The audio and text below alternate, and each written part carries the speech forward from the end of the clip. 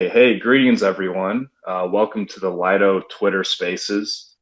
Today we'll be discussing a recent proposal submitted to the Lido Research Forum. This is co-authored by Sam, Eugene, Hasu, Izzy, Vasily, and others around a dual governance model incorporating both STETH and Lido. And today we're joined by Sam Kozin, a smart contract developer at Lido, Hasu, which is a strategy lead at Flashbox and research collaborator at Paradigm, and Nick Cannon, VP of Growth at Gauntlet. Before we kick off, let's start with a small round of introductions on who you are and where your interest in this proposal came from. Sam, do you want to start? Yeah, sure. Hi, everyone. I'm Sam. I'm a core developer at Lido.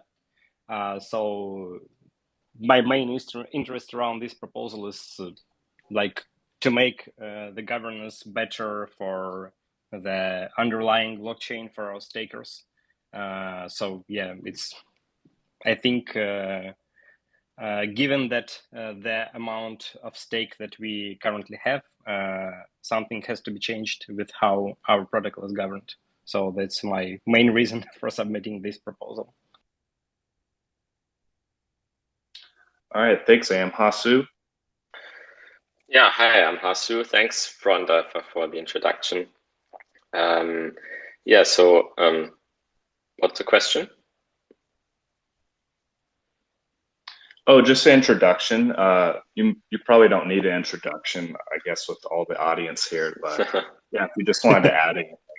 Yeah, I can add that I've been interested in DAO governance for a very long time, and that for I think 2 to 3 months now, I'm also working closely with Lido as a strategic advisor. So I've been thinking about Ethereum security for a long time, and so I'm very interested in making sure that Lido can be a staking pool for Ethereum without becoming a risk for the protocol. And so I think the model that we have come up with here is going to be a very interesting precedent in aligning the interests of Ethereum and stakers and the Lido protocol. And so I'm very excited to dive into this today.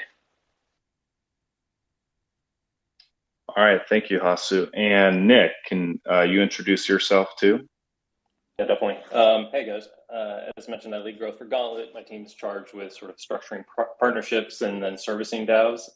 Primary product for us is risk management, which we currently provide to Aave, Compound, and a variety of others. The second of which being incentive optimization, primarily servicing AMMs, other DEXs to sort of increase the utility of their emissions programs. We are very active in governance and delegation across DeFi, as it not only affects the protocols we have engagements with, but just trying to generally advance the decentralized economy. So we try to lend our expertise in financial modeling wherever possible. Thanks, Nick. All right, so the first question goes to Hasu. What is the problem, and why is there a need for a dual governance framework to solve this problem? Mm-hmm. Yeah, so I would say the problem is that Lido is a protocol that's really close to Ethereum security. Why? Because you can think of it, I mean, so to summarize what Lido does, anyone can stake, can send a stake to Lido, and then Lido stakes it on their behalf with a series of whitelisted node operators.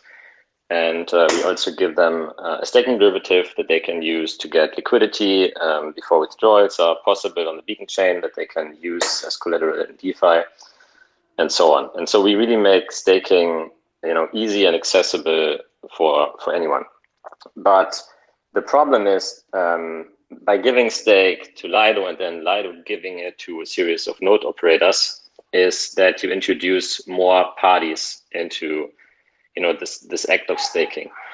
And so by having these several parties, you really get into a situation where the different parties might not have one-to-one, the same economic interests, right? So for the stakers, the actual owners of the stake, it's very clear, like they are very aligned with the Ethereum protocol because they are long ETH and they want to maximize the transaction fees and MEV and so on.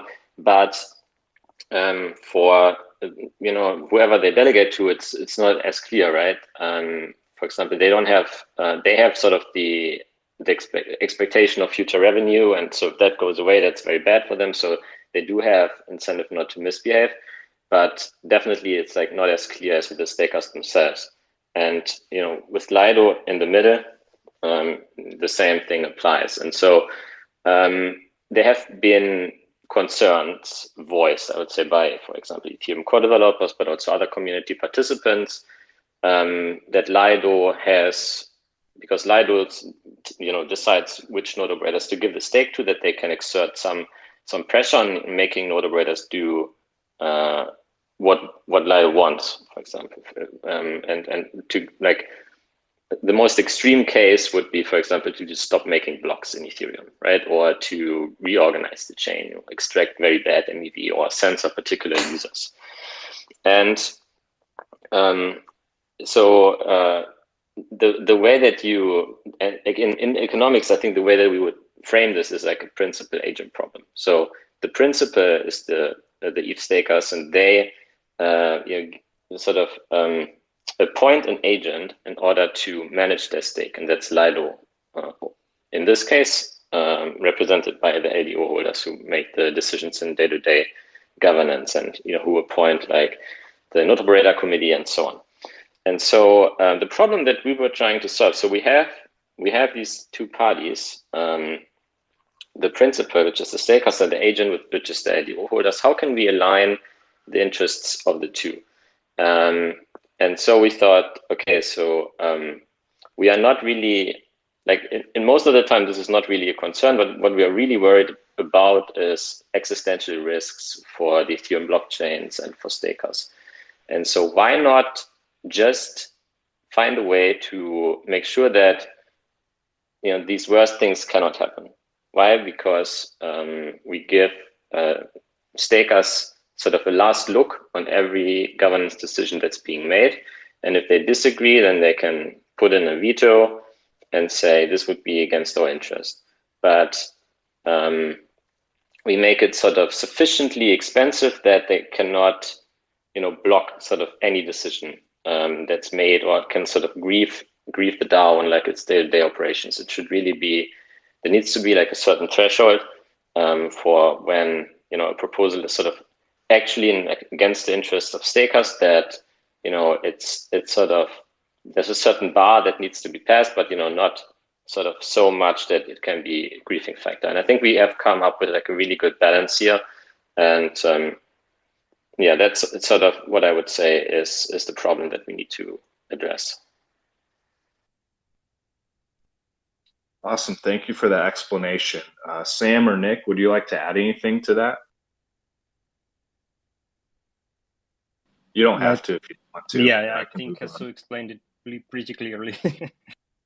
Don't want to add anything.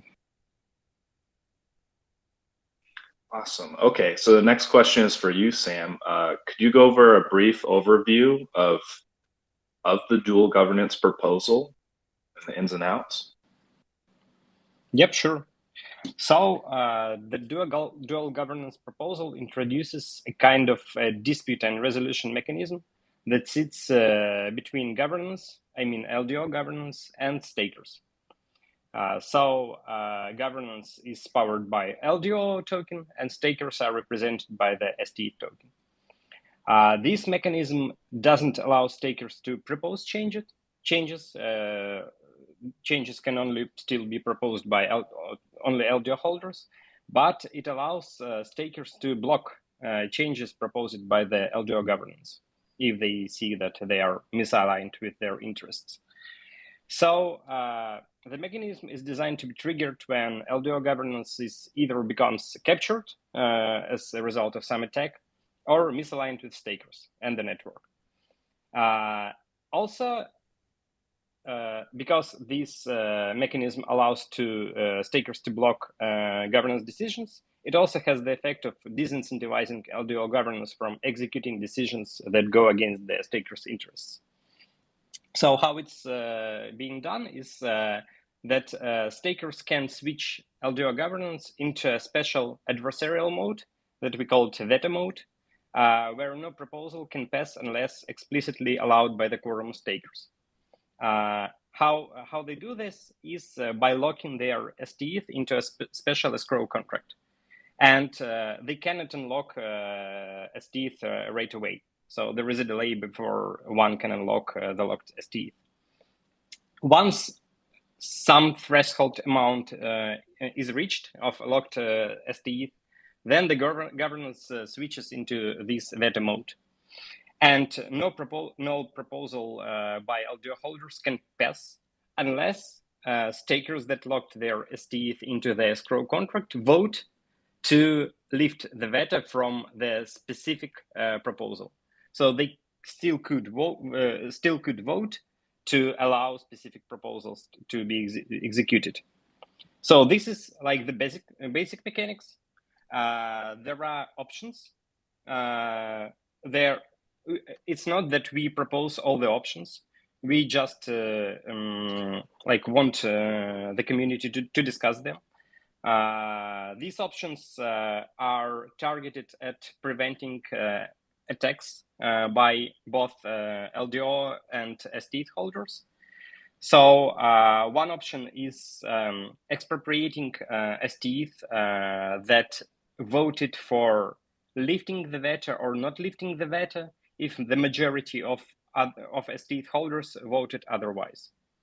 So this is aimed at preventing governance griefing and governance capture attacks by making them actually more expensive.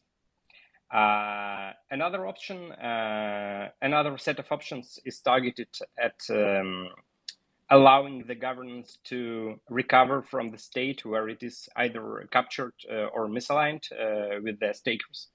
Because the basic mechanics, it doesn't allow doing this. So if governance is taking bad decisions, if more than, and these can only be in the case where more than half of LDO belongs to the entities that actually want to take these bad decisions, then there is no way for the governance to stop doing this, right? Because LDO belongs to probably malicious actors.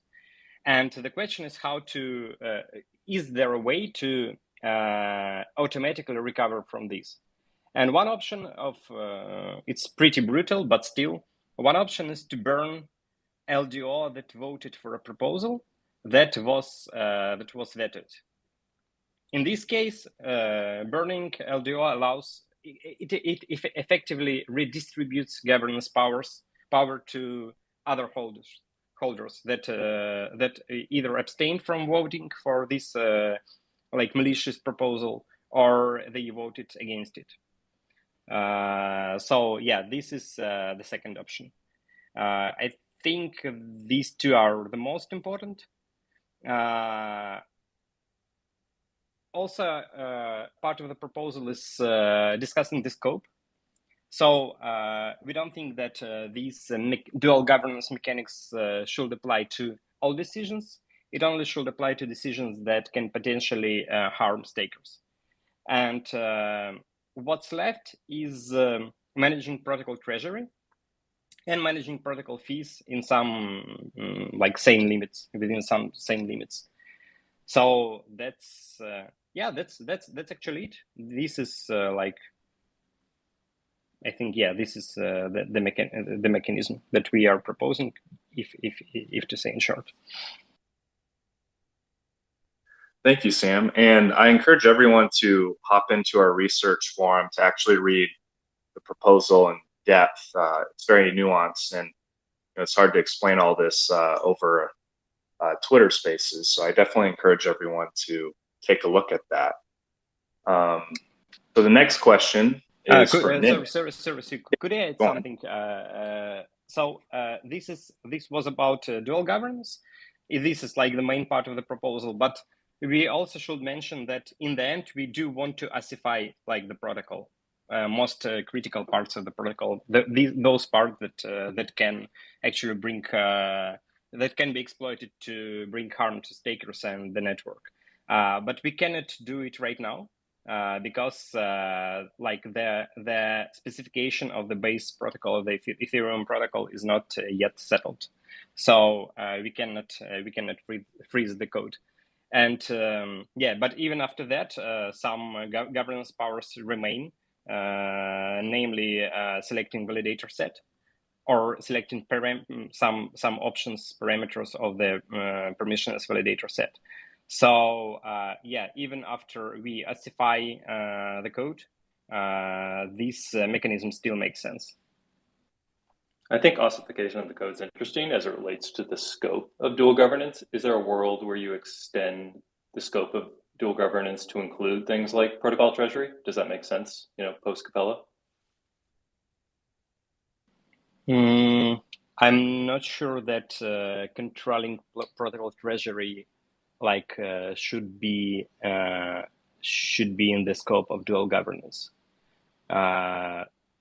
because there are ways that spending treasury could harm the network, but without control. Actually, the treasury is what is the upside the protocols earns for LDO holders, and I think LDO holders should still be in control of how it's spent and where it's spent. So maybe someone thinks differently. No, I mean I completely agree. Like the Lido treasury has no additional way to harm Ethereum users or the Ethereum network or stakers than literally any other treasury that exists in the world. And so like you can't argue that the Lido treasury should be subject to dual governance, but anyone else who can spend money in the world shouldn't be. So yeah, it's just dual governance basically should be contained to those decisions that can have a direct and strong effect on stakers.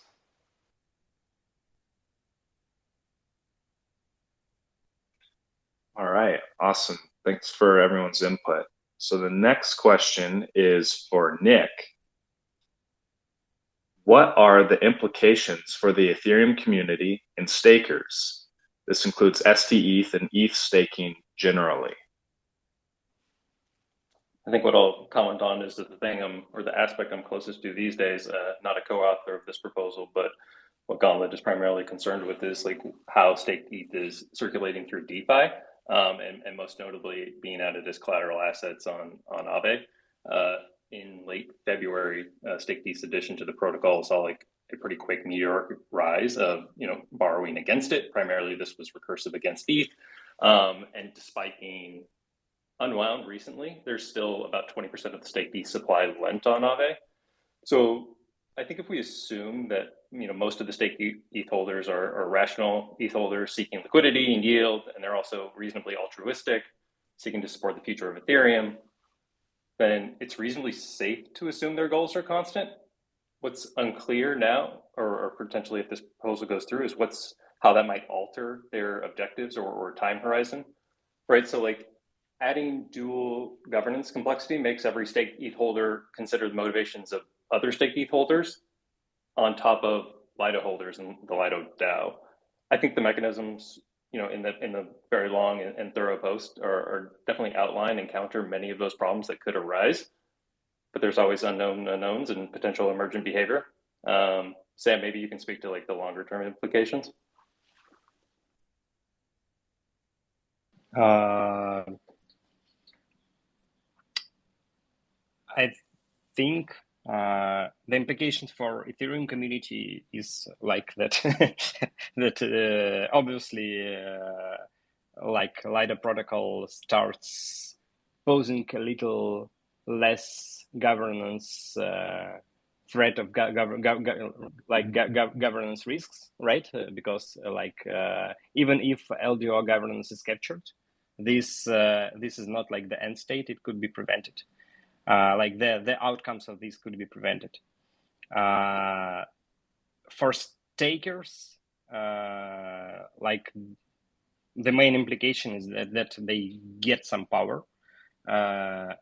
I wouldn't say this is exactly like governance power, like governance token brings, but it's still like some. I wouldn't say a responsibility, but yeah, it's to put this into perspective. I believe that this brings the protocol into a state where that closer to the state that will be after withdrawals are enabled, because even if there is no dual governance and withdrawals are here, stakers can still vote by foot. For example, if they say that if they see that LDO governance starts making bad decisions, they could just unstake and go elsewhere. Given that, yeah, it can be done like momentarily because of the exit queue, but still they can do that, and by this they could actually prevent Lido from doing more harm to the network. Right now, before withdrawals are enabled, stake cannot be withdrawn. So stakers cannot vote by foot, but this mechanism allows them to do something similar that is blocking the malicious proposals from passing. And this is, yeah, I would say this is some responsibility. So I think this is the main implication for stakers. Awesome. Thank you, Sam. The last question is for Hasu or for anyone else who would like to follow. What are the implications for Lido holders? Does this mean less governance power or dilution of power for LDO holders? Or is there more nuance to it? Yeah, I'm glad you asked this question because I've seen a bunch of people ask this after the proposal came out. And in my opinion, also as an LDO Evolve investor, and I'm also working for Lido and have my I'm basically a Lido holder myself. And for me, the proposal is very, very favorable. Why? Because I mean, as you can see from literally the last 2 months of discussion, just the need to trust, the need for the community and Ethereum developers to trust that Lido doesn't something that will harm Ethereum is very clearly a huge problem for Lido. And if there was some way to prove that this trust, that sort of you don't need to trust Lido, then Lido could safely scale to much bigger size on Ethereum. And that's not just better for Lido and LDO holders, it's also a much better outcome for Ethereum, because then stakers can get maximum liquidity on their staking derivative, and it can actually replace ETH as the base token of Ethereum. And so I think that's a huge incentive, one, for LDO holders. The second is the more governance power you have in your protocol, the more the governance participants are incentivized to exploit governance and extract money from it by doing something that's against the protocol. And the more you have to pay these governors in order to incentivize them to be good stewards and not misbehave. And so I would encourage everyone actually to look into the concept of governance extractable value, or GEV. There's a really great article on it. And so, yeah, these two are basically my main points. The governance is a major cost on protocols, and is something that we should always, look to minimize as much as possible. So if we have less governance, it will be easier for people to trust us, and it will save us a lot of money that we would need to pay to LDO holders. And Lido can grow much bigger and capture more revenue. And I think in total, that's a complete no-brainer to me that this is the right thing to do if you're an LDO holder. Awesome. Sam, do you want to add to that, or I just want to be conscious of everyone's time here. We hit the half-hour mark. I just want to highlight the last part that actually this is the way that allows Lido to grow larger. And in my opinion, it's like without this, Lido couldn't arguably get more stake. And getting more stake means getting more revenue. And I think this is in the interest of all LDO holders. for the protocol to get more revenue. So yeah, that's it. All right, thank you, Sam. There are a couple community questions that I have, but before I get into that, I just wanted to make sure that our speakers don't. Are there any speakers that'd like to jump off for prior engagements, or can they stick around for a couple more questions? So I have time. I think it would be great to have a bunch of community questions. Yep, the same for me. Okay, awesome. One question is, how does this work with STETH holders and liquidity liquidity pool positions? Is it only applicable to pure STETH, or also STETH held across DeFi? My answer? Yeah, go for it. So as it's formulated, it only works with the plain STETH, not locked in any LP positions. It could be modified to support some LP positions, but there is no way to support any like usage in DeFi because it can only be done on a case-by-case basis. So if we are to support some LPs, like some protocols, then there will be questions which protocols to support and which not. And this is like a hard question because we only have limited resources. So that's why it's not included into the proposal. It is still an option. But yeah, we see this mechanism not as a like regular governance mechanics that is to be applied in a normal conditions. We see this as a mechanics that could prevent like bad conditions from happening.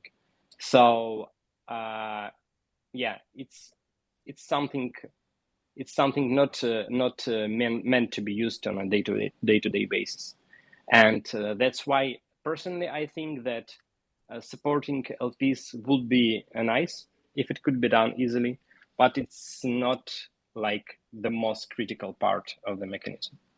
But I might be wrong.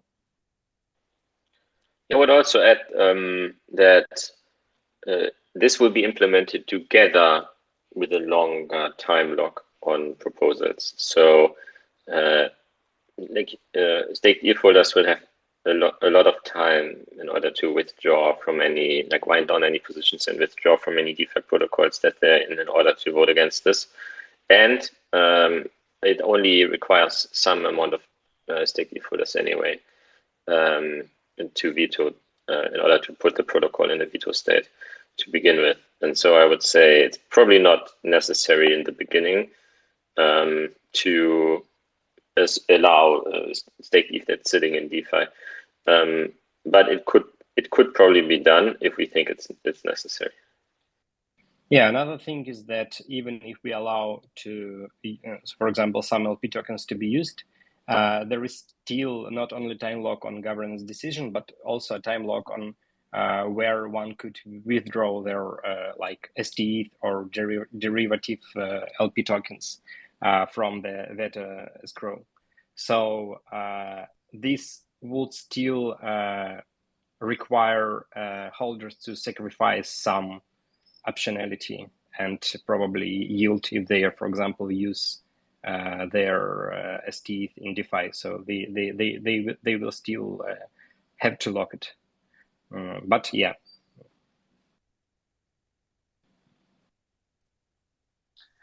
All right, thank you. The next question could go to anyone. There are several ways that LDL holders could control STETH code upgrades and negatively affect STETH holders. Why not just focus on ossifying these specific attack vectors instead of adding a new layer with this dual STETH LDO governance power? My answer? Yeah, go for it. Yeah, okay. So the short answer is that it cannot be done right now because Yeah, for example, we could ossify the part that mints and burns LDO, but two things. First is that we distribute rewards to node operators by minting LDO. So the code has to be able to do that. And for example, there is a mechanism that applies insurance by burning LDO. So the code has to be able to do this. And so, not LDO, sorry, I mean STETH. So, like, as right now, we just cannot prevent the code upgrades. Like, I mean, the upgrades of the main code, because withdrawals are not yet here, and withdrawals will change like the mechanics of STETH, minting, burning, and all that, and so that we cannot ossify this yet. The same goes to the withdrawals contract. Like, withdrawals are not yet here, and we cannot just put some code and hope that it will work in the final state of the network. So we want to ossify these parts, but like the network is not yet there, so we cannot do that. Got it. Hasu, do you want to add to that? No, I mean, as I said in my answer about, is this good for LDO holders? I hope it became clear that whenever you have the possibility to ossify something, then it's always the cheapest thing to do. And so if we had the ability, we would greatly, prefer that over, just hardening the governance. But unfortunately, it's not possible, as Sam has laid out. So whenever a new step in the ossification of Lido becomes possible, we will immediately take it. But we also want to make sure in the meantime that Lido is maximally aligned with stakers and Ethereum. And so that's why we are taking these measures. All right, thank you. So I have one more question, and that about wraps it up for the community questions. There's a section in the proposal about burning rogue LDO after a successful veto.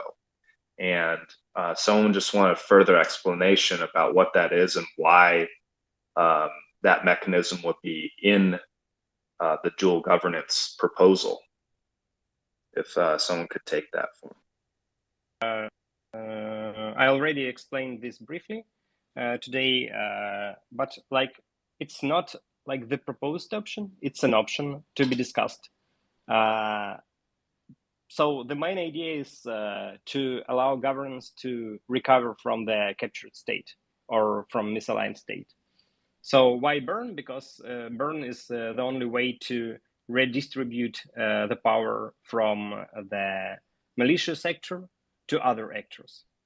And like, the trigger for burning is when a proposal that's voted, that's supported by some LDO holder, gets vetted by the stakers. In this case, there is like one optional thing that could be done is to burn LDO tokens of of all participants that supported this proposal. This, as I said, redistributes the governance power and allows the governance to basically unstuck from the captured or misaligned state. This is like a controversial option because what it actually does is gives STETH holders ability to burn LDO. So this may not be the best option for LDO holders, but it has both upsides and downsides. So I just invite everyone to discuss it in the proposal thread. So yeah. Awesome, thank you, Sam. So that about wraps it up. Thank you to our speakers for making time to answer these questions, and to the community for providing these questions. Please give your input and feedback in our governance forum if you have them. Lido is committed to being completely transparent as we tackle these hard problems in DeFi governance. And this is just the first of what will be a series of spaces and community engagement about proposals and about governance that's happening in Lido. So if you have any follow-up questions, please hop in our Discord. Thank you, everyone. Thank you. Yeah, thanks everyone for showing up and listening. And yeah.